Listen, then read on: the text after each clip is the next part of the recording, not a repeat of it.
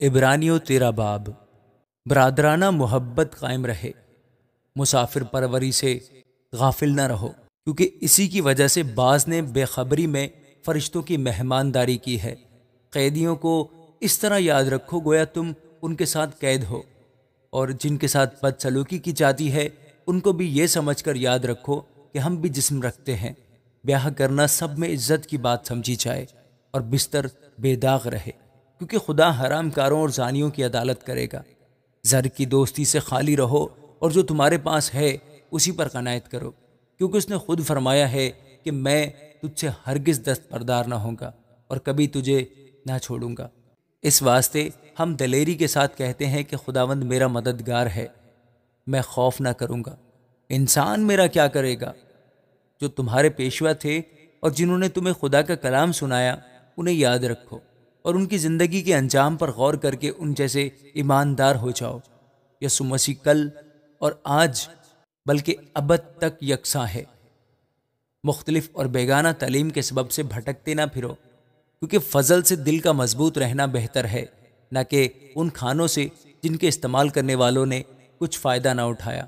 ہماری ایک ایسی قربان گاہ ہے جس میں صرف خیمہ کی خدمت کرنے والوں کو کھانے کا اختیار نہیں، کیونکہ جن جانوروں کا خون سردار کاہن پاک مکان میں گناہوں کے کفارہ کے واسطے لے جاتا ہے، ان کے جسم خیمہ گاہ کے باہر چلائے جاتے ہیں۔ اسی لیے یسوع نے بھی امت کو خود اپنے خون سے پاک کرنے کے لیے دروازہ کے باہر دکھ اٹھایا۔ بس آؤ اس کی ذلت کو اپنے اوپر لیے ہوئے خیمہ گاہ سے باہر اس کے پاس چلیں، کیونکہ یہاں ہمارا کوئی قائم رہنے والا شہر نہیں، بلکہ ہم آنے والے شہر کی تلاش میں ہیں۔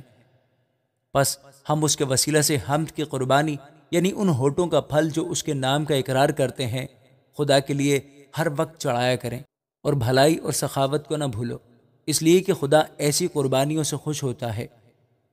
اپنے پیشواؤں کے فرمان بردار اور تابع رہو، کیونکہ وہ تمہاری روحوں کے فائدہ کے لیے ان کی طرح جاگتے رہتے ہیں جنہیں حساب دینا پڑے گا، تاکہ وہ خوشی سے یہ کام کریں، نہ کہ رنج سے، کیونکہ اس صورت میں تمہیں کچھ فائدہ نہیں۔